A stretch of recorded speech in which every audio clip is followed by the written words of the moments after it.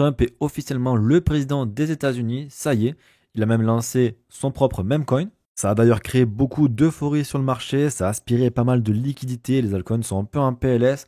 Comment se porte le marché actuellement? Beaucoup parlent de top. Est-ce que c'est la fin du bull run? Est-ce que au contraire c'est le début? C'est ce qu'on va voir dans cette nouvelle revue de presse. Comme d'habitude, on fera un tour sur l'actualité du marché. On verra l'analyse du sentiment, l'analyse de la macroéconomie et on terminera par les graphiques.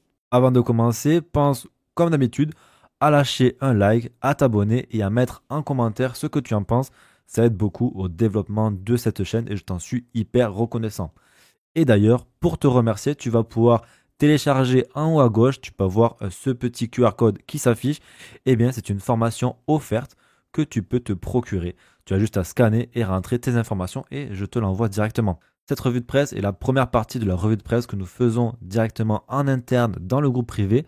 Donc si jamais tu veux nous rejoindre, tu as le lien en description également. Et on va commencer directement avec aujourd'hui une nouvelle qu'on a eue de Donald Trump qui était au World Economic Forum et qui a dit directement que l'IA et la crypto ça va être vraiment leur focus et que ça va devenir, que l'Amérique va devenir la capitale du monde de l'IA et de la crypto. Donc énormément de choses qui sont bullish par rapport à ça, surtout qui viennent des États-Unis. On va le voir aussi par la suite parce que Donald Trump il fait vraiment le top des news en ce moment. Entre le token qu'il a lancé, c'était samedi dernier, qui a explosé vraiment tous les records entre une capitalisation qui est montée à pratiquement, je crois, 50 milliards de market cap en FDV, ce qui est vraiment immense.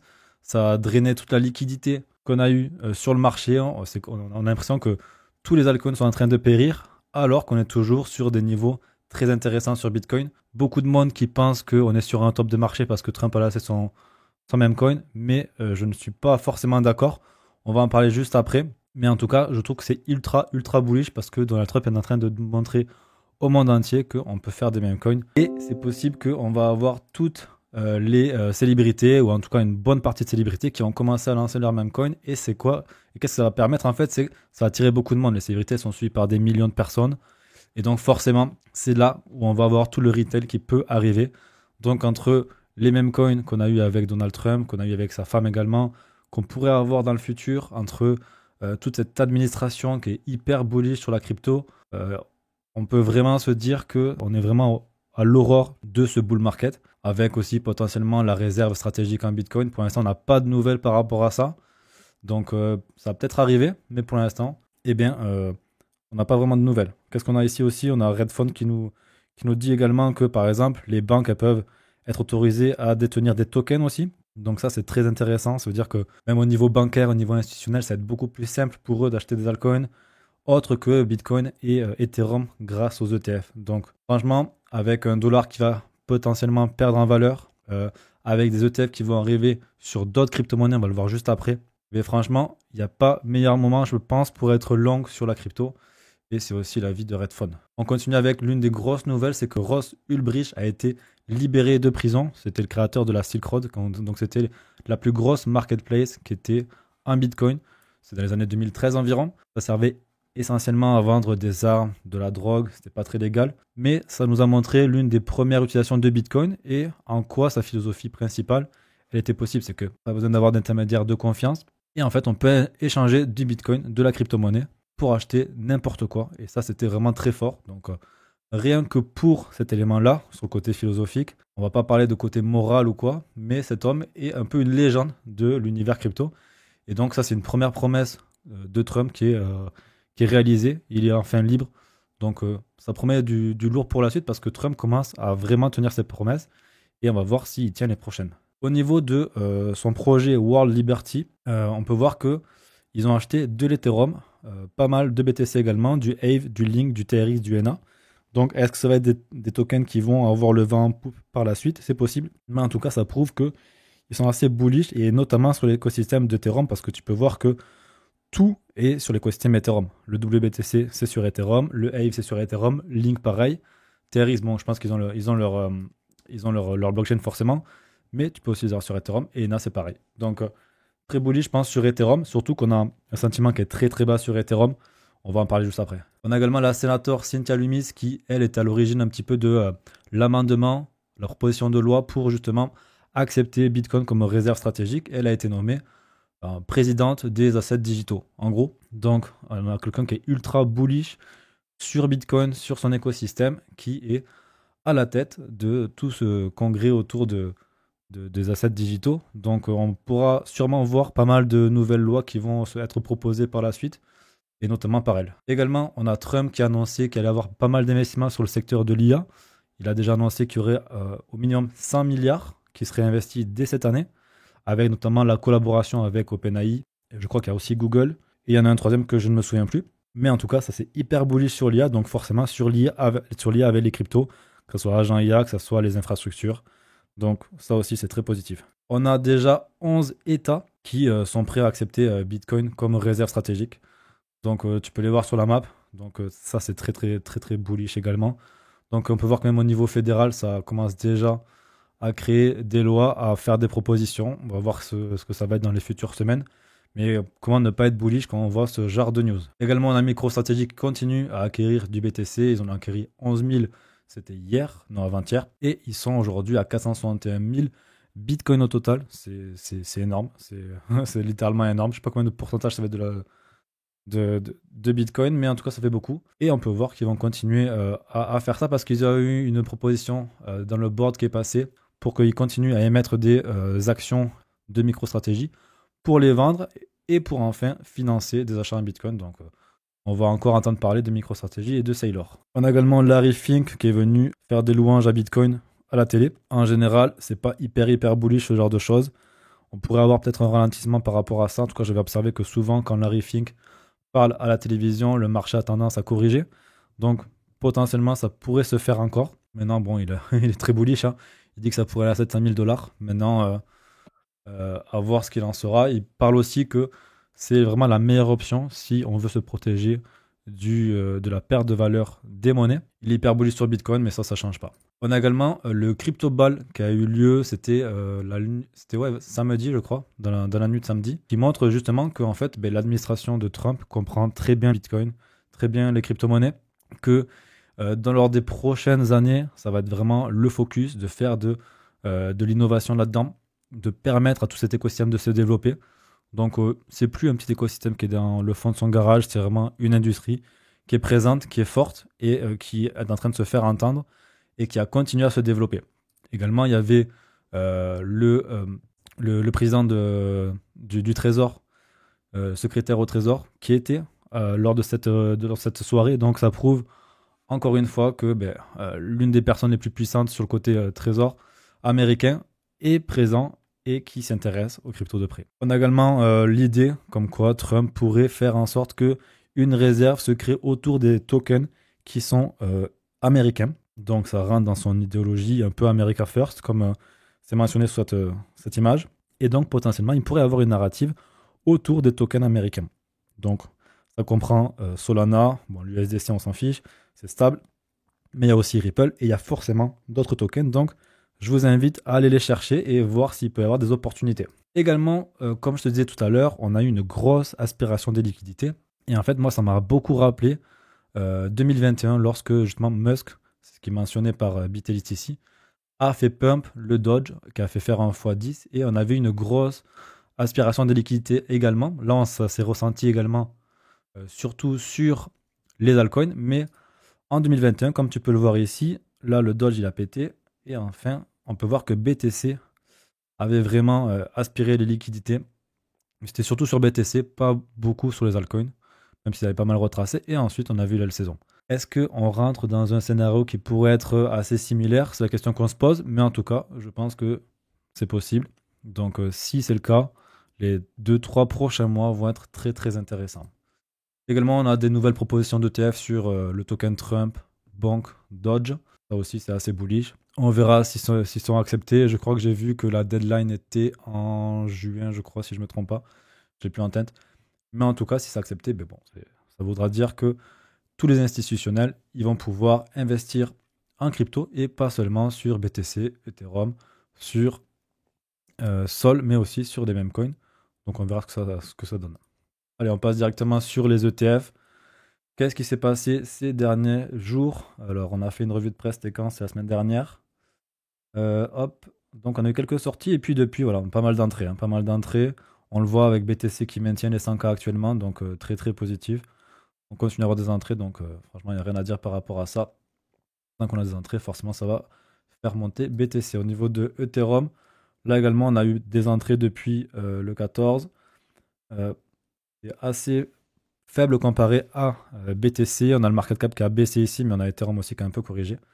Donc là, par rapport à ça, pour l'instant, c'est cool. Ça continue à rentrer, mais on va avoir plus d'entrées, un peu plus comme ça, avec des grosses sommes d'argent qui rentrent, comme voilà, des 500 millions.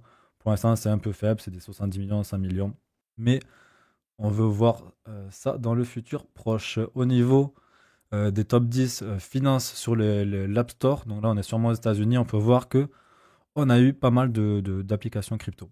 Donc Moonshot qui a été forcément propulsé par le token Trump, Crypto.com, Coinbase.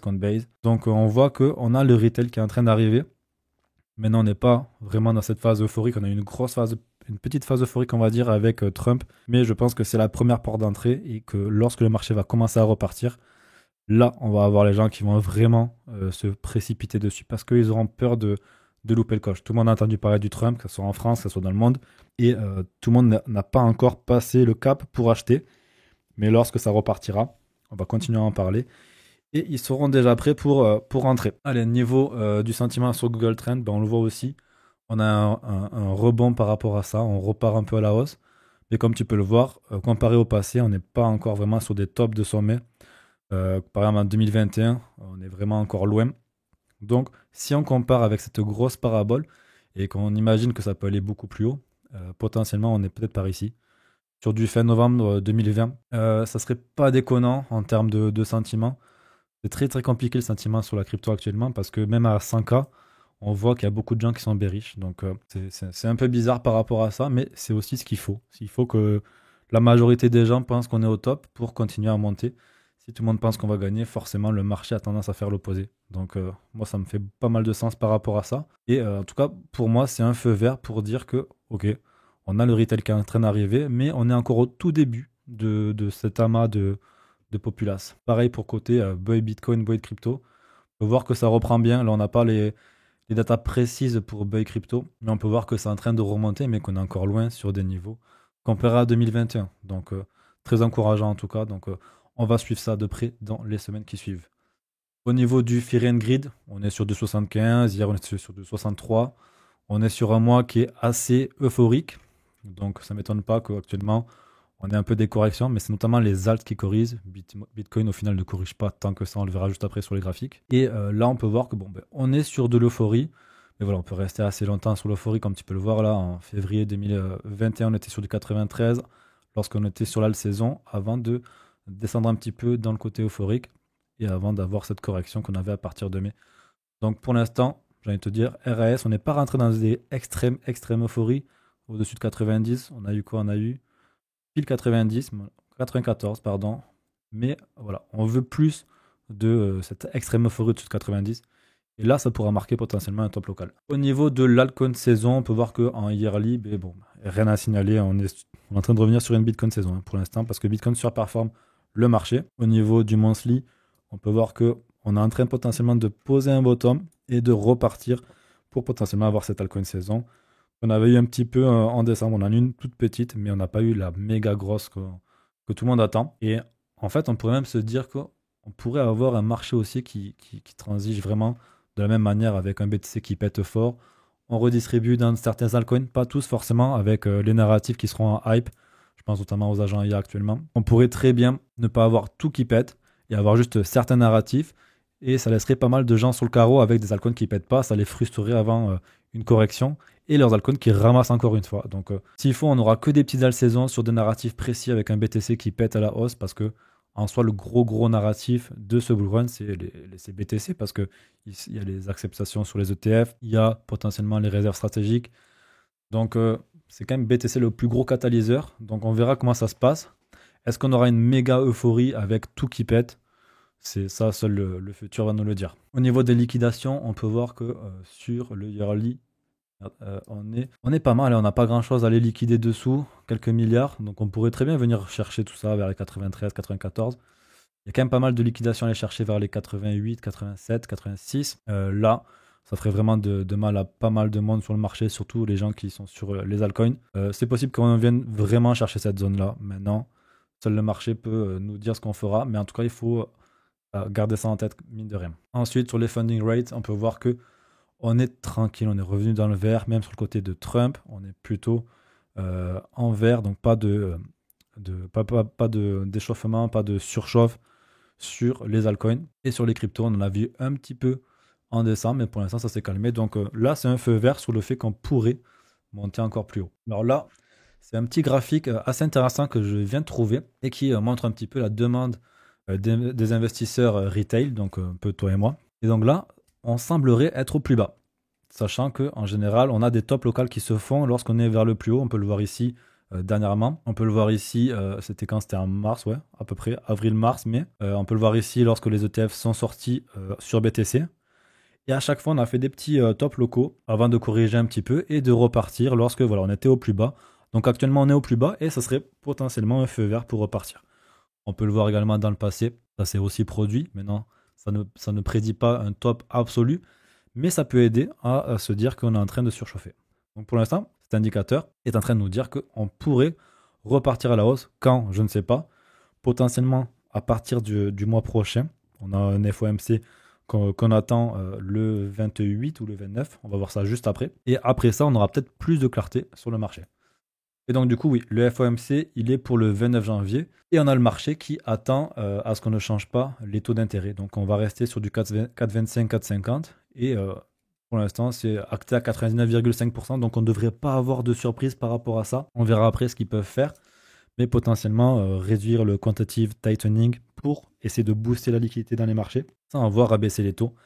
Parce qu'il y a un problème qui se profile. On va en parler juste après. On a également un membre de la Fed, Christopher Waller, qui nous dit qu'on pourrait avoir entre 3 et 4 baisses des taux cette année, sachant que la Fed nous a annoncé qu'on en aurait maximum 2. Donc, est-ce que cette personne sait quelque chose en plus? C'est possible. On a Warren Pease qui nous dit que Waller, c'est un peu un personnage clé à la Fed, et que s'il parle de ça, potentiellement, il a forcément raison. Maintenant, je ne sais pas exactement si on peut prendre ces paroles comme argent comptant. Mais en tout cas, si l'inflation continue à baisser, et en vrai, même si on a un peu un relent d'inflation, on peut ressentir une inflation qui a baissé, comparé à ce qu'on avait, on avait un top vers les 8-9%. Donc, on pourra avoir 3 ou 4 baisses des taux dans l'année qui suit. Maintenant, peut-être qu'on aura plus de précision lors du prochain FOMC la semaine prochaine. Également, du coup, au niveau de l'inflation, on a eu une petite hausse en décembre du CPI à 2,9%. On attendait 2,9 pardon. Donc au final, on est dans les clous, donc il n'y a pas vraiment de surprise dans le marché. Pareil pour l'accord CPI, là on est à 3,2 alors qu'on attendait 3,3. Donc là c'est plutôt positif. Et ça se voit aussi sur le marché parce que à cette annonce-là, Bitcoin est un peu reparti. Alors également, on a du coup la secrétaire au Trésor, Yellen, qui avait annoncé qu'à partir du 21, il y aurait des mesures extraordinaires qui seraient mises en place. Et c'est notamment à cause du fait qu'on arrive sur le sommet de la dette possible pour les États-Unis. Donc on arrive sur le plafond, et tant qu'ils n'auront pas voté pour élargir ce plafond, pour l'augmenter, eh bien ils ne pourront pas créer de dette. Donc s'ils ne peuvent pas créer de dette, ils vont avoir du mal pour se financer, et ils vont devoir trouver des manières pour se financer autrement, notamment avec le TGA. Le TGA qui est un compte dans lequel le gouvernement a des liquidités qui s'amassent et qui peut servir justement à pouvoir le dépenser, à l'injecter dans l'économie, à payer des salaires, etc., lorsqu'ils ne peuvent plus créer de la dette. C'est l'un des catalyseurs qui va nous permettre d'avoir plus de liquidité dans le marché. Comme je te dis souvent, c'est la liquidité qui rentre dans les marchés qui fait qu'on a un bull run ou non. Et donc là, Raoul Pal, lui, nous dit que la marche à suivre, c'est potentiellement le RRP, donc les réserves repo, qui est aussi un instrument qui possède des liquidités pour injecter dans l'économie, mais ça c'est plus un outil dont se sert la Fed. Il lui reste environ 100 milliards dedans, donc il est presque vide comparé à il y a un an ou deux, il était environ dans les 2000 milliards. On a les TGA qui eux ont 800 milliards. Il faudra donc aller vider ces deux comptes pour injecter la liquidité, pour faire que les marchés continuent à augmenter, qu'on puisse éviter la récession aussi grâce à ça, avant de peut-être baisser les taux d'intérêt. S'il faut, on baissera les taux d'intérêt la semaine prochaine, on ne sait pas. On va voir ce qui se passe. On peut très bien avoir une belle surprise. Et enfin, il faudra qu'on ait un dollar plus faible pour que par la suite, ce soit les autres pays et les autres économies mondiales qui puissent injecter de la liquidité dans les marchés. Et lorsque ça va se faire, eh bien, on va avoir vraiment un bull run qui pourrait être très explosif. Ça peut très bien en fait avoir un cycle explosif là dans les 2-3 prochains mois parce qu'on va vider le TGA, vider le RP, se calmer un petit peu, avoir une baisse des taux vers mai, vers juin, vers juillet, vers septembre, on ne sait pas trop, qui là pourrait encore relancer du coup une fin d'année. Donc c'est un peu un scénario qui est probable. Maintenant, bon, on n'a pas de boule de cristal, mais on essaye de deviner un petit peu ce qui pourrait être. On a également London Crypto Club qui nous dit qu'en arrêtant le QT, ça pourrait être aussi quelque chose d'intéressant dans le quantitative tightening. Donc c'est quand la Fed, entre guillemets, détruit de la monnaie qu'elle possède, pour faire vraiment très simple. Au niveau des graphiques, alors on va reprendre BTC de la semaine dernière, et on peut voir qu'on avait un scénario qui était plutôt bon. Donc celui-là n'est pas bon, on n'a pas fait ça, on a cassé par contre cette tendance baissière, donc c'est plutôt encourageant. Et comme je te disais, on la casse, on revient à tester, et ensuite on essaye de repartir un peu dans un range. Donc on a refait un ATH, on est devenu casser les 109 300. Donc c'est très encourageant. Donc on fait encore un plus haut, de plus en plus haut. Donc je pense qu'il y a moyen qu'on ait enfin validé ce support des 100K. Maintenant, on a toujours la possibilité de venir plus bas. En tout cas, graphiquement, c'est plutôt assez intéressant, c'est assez beau. Donc à moins qu'on ait vraiment une période où on retrace encore, je pense qu'on va repartir plus haut. Et en fait, ça fait assez sens parce que si on regarde un petit peu en 2021, on avait un petit peu, voilà, c'était cette période-là. Non, c'était la période d'après. Voilà. Avec cette période-là qui était aussi proche de l'investiture de Biden, dans laquelle eh bien, voilà, on avait eu cette petite correction, donc ça pourrait être la correction qu'on avait actuellement, et qu'à partir de février, eh bien, on est reparti fortement, et après on a eu vraiment cette période euphorique de bull run avec l'all-saison, et quand on a une all-saison, Bitcoin forcément continue à monter. Donc si on est sur des scénarios identiques, puisqu'il y a de la cyclicité dans le marché, eh bien on pourrait avoir une fin du mois un peu calme, avec peut-être encore un retracement qui vient chercher les 100K, peut-être venir mêcher dessous. Mais par la suite, on pourrait avoir ce bull run que tout le monde attend. Au niveau de la Bitcoin dominance, on a encore dessous cette trendline qui a été cassée. Ce canal haussier qui a été cassé, et logiquement on devrait partir à la baisse. Donc pour l'instant on reteste. Tant qu'on ne vient pas casser au-dessus de 59%, qu'on ne vient pas reprendre les 60%, je pense qu'on devrait repartir à la baisse et donc du coup avoir cette saison. En tout cas les graphiques nous montrent ça. Maintenant on verra ce qu'il en sera vraiment. Au niveau du total, on peut voir qu'on est venu retester le top qu'on avait fait en 2021 et qu'on a bien rebondi et que franchement on a fait un joli petit W là en daily. On le voit en weekly, on le voit également en weekly, c'est plutôt pas mal. Si on vient faire une belle clôture cette semaine, ça pourrait être très intéressant. Et ensuite peut-être repartir plus haut, rechercher peut-être les 5000 milliards de capitalisation.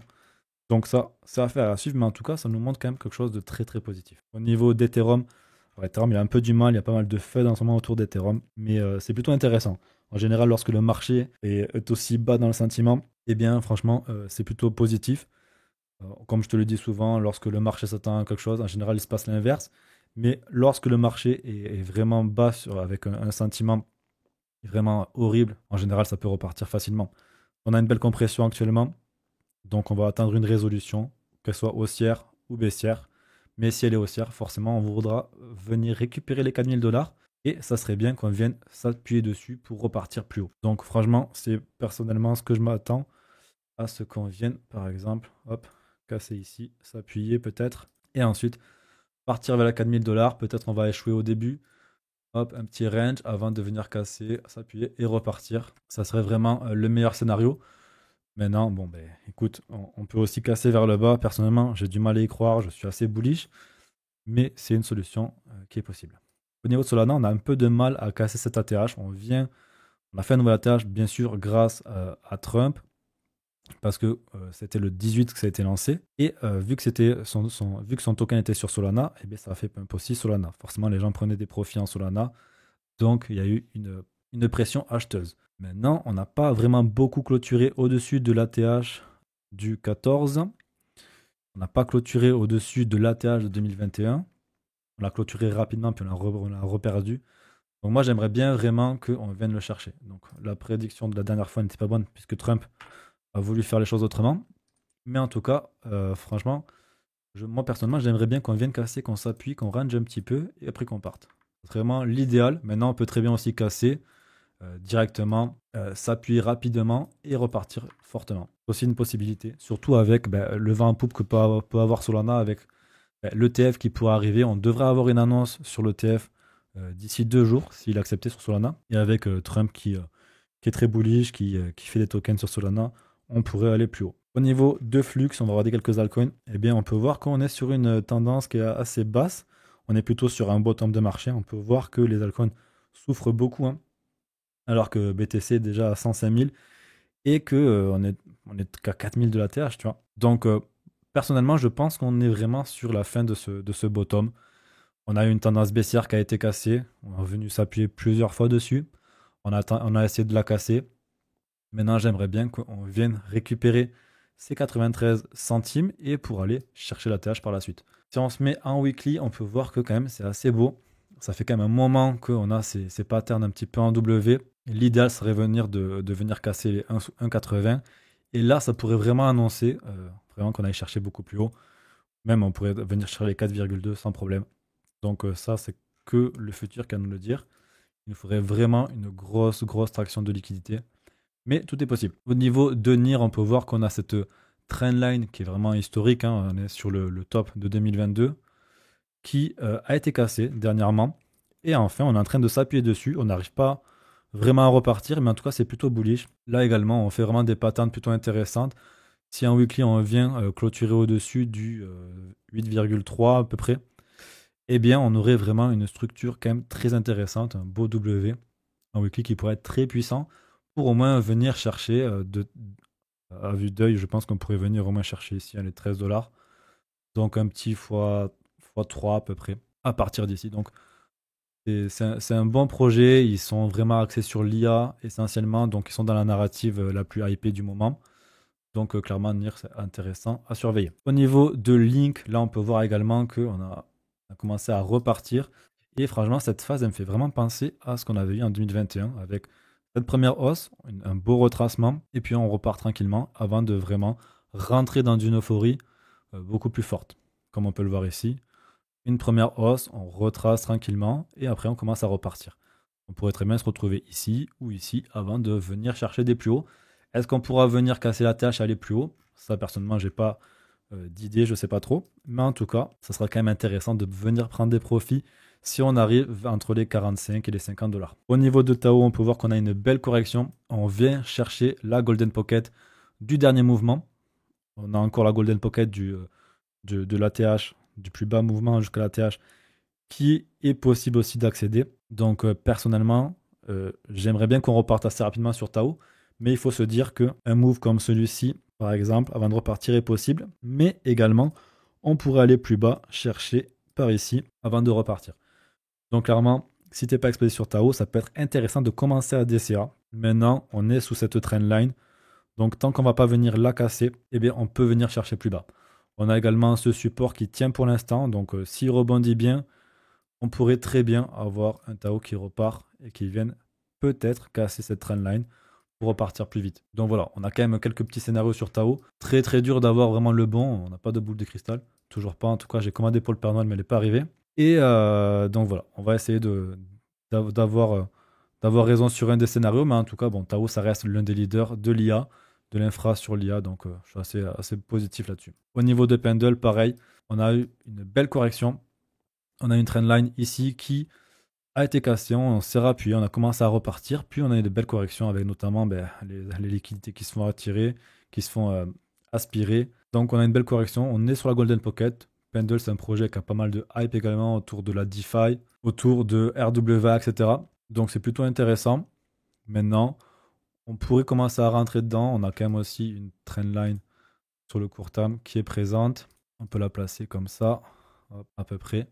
Donc moi, ce que j'aimerais, c'est vraiment venir casser ça tranquillement, hop, s'appuyer dessus et repartir. Mais il faut prendre conscience qu'on pourrait très très bien euh, arriver ici, retaper, aller chercher plus bas, retaper, ainsi de suite, avant de venir casser et de repartir. Donc deux scénarios possibles également à faire à suivre sur Pendle. On a également AIZ1, donc l'un des leaders des agents IA, qui a bien corrigé et qui est en train de rentrer dans sa Golden Pocket. J'ai pas de trendline. Hop, on peut la placer ici, tranquillement, voilà. Donc là aussi, j'aimerais bien qu'on vienne la casser. Ça serait vraiment plutôt positif. Mais en tout cas, en termes de localisation, on est plutôt bon. Donc commencer à DCA par ici, ça peut être très intéressant, mais on attendra vraiment d'avoir quelque chose comme ça qui repart pour vraiment être sûr que ça va aller plus haut. Donc là aussi, on est sur une narrative très hype sur le marché. On a tout le monde qui s'intéresse, même les institutionnels, même la tradi, que ce soit Nvidia, Google, etc. Donc très positif sur ce leader de marché. Au niveau de Brett, là aussi, on a pas mal corrigé. On est revenu chercher la Golden Pocket. Donc là aussi, on a quand même cette trendline qui est assez forte. Hop, on va la placer ici. Elle a un peu à l'arrache, mais voilà, elle est comme ça.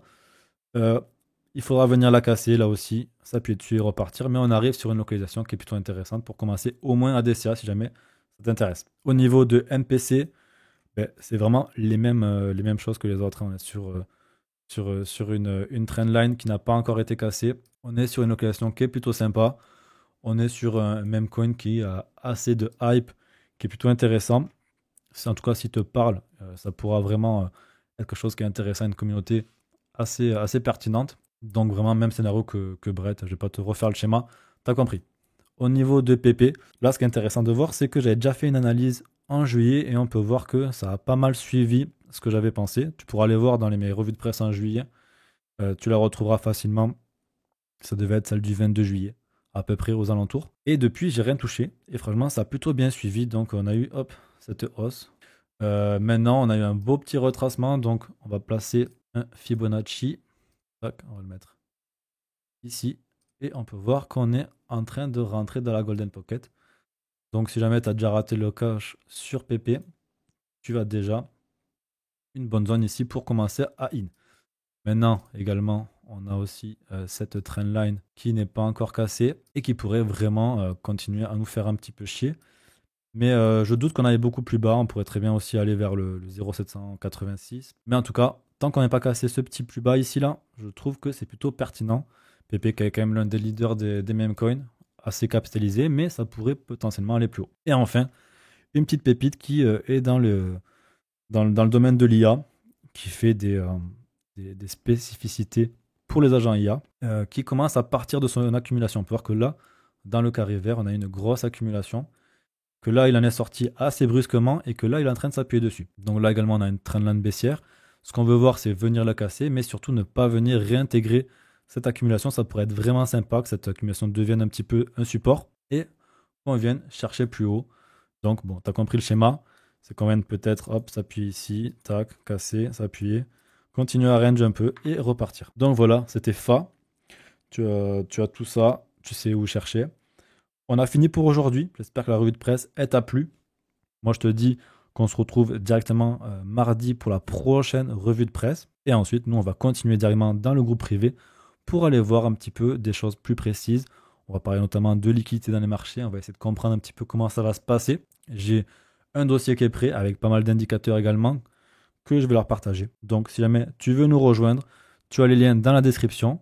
N'oublie pas de t'abonner, de liker la vidéo si elle t'a plu. Et moi, je te dis à mardi. Ciao, ciao.